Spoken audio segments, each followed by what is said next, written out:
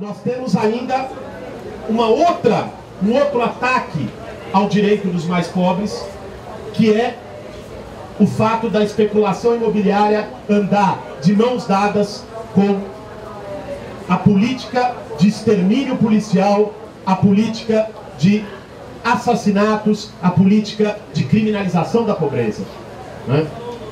O exemplo mais categórico disso, nós vimos o filme da Providência, são as UPPs no Rio de Janeiro, né? As UPPs que são vendidas como um combate ao tráfico, né? Uma iniciativa de pacificação nas comunidades e que se tornaram verdadeiros centros de extermínio. O caso Amarildo é apenas o mais famoso, né? De dezenas ou centenas de moradores de favelas cariocas que foram exterminados pelas UPPs, né?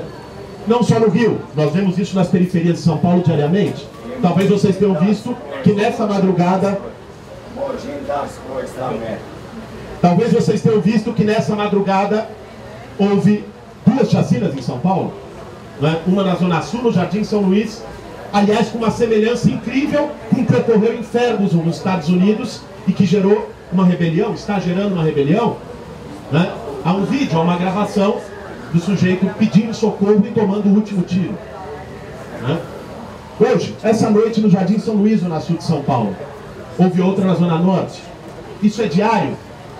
O número de assassinatos pela Polícia Militar em São Paulo é de 5 a cada 2 dias, uma média de 2,5 por dia neste ano de 2014 em São Paulo.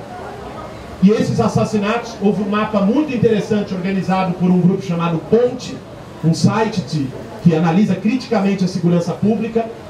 Mais de 85% deles ocorreram na periferia. O extermínio policial tem endereço, tem cor, as vítimas preferenciais são negros, jovens, pobres, moradores da periferia. Isso vem junto com a especulação imobiliária. Isso vem junto com a expulsão. Porque você expulsa alguém para um lugar onde o Estado não oferece nada, é preciso ter uma política do Estado para contenção social e conter a rebelião popular. E essa política é o extermínio policial cotidiano. No Rio de Janeiro isso é escancarado. As UPPs foram montadas só em regiões estratégicas para fazer um círculo de valorização imobiliária. Está havendo valorização imobiliária brutal nas favelas cariocas. O Morro do Vidigal, a favela do Vidigal, que é o maior exemplo disso, o jogador de futebol David Beckham comprou um barraco na favela do Vidigal. Uma produtora de cinema de Hollywood comprou um barraco na favela do Vidigal. Estão fazendo um hotel 5 estrelas na favela de Vidigal. E quem morava de aluguel na favela do Vidigal foi agora para a Baixada ou para a Zona Leste do Rio e demora 2 horas para chegar no centro para trabalhar.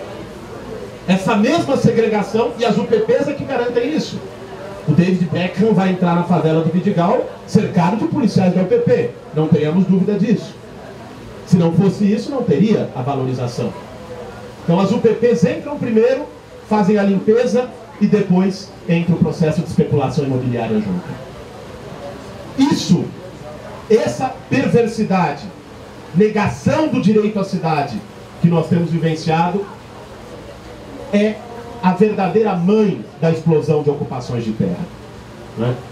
Se as ocupações de terra têm aumentado brutalmente nas metrópoles brasileiras, e é verdade, elas têm aumentado sim, elas têm aumentado porque cada vez mais as pessoas têm que optar entre pagar o aluguel no final do mês ou comprar o leite da criança.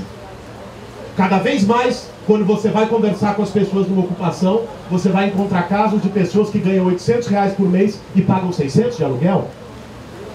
Ocupar não é uma opção. Ocupar é o resultado de uma falta de opções e falta de alternativa de política pública de moradia. E é por isso que as ocupações têm explodido. Porque a falta de opções também tem se agravado com a especulação imobiliária, com o aumento do valor do aluguel.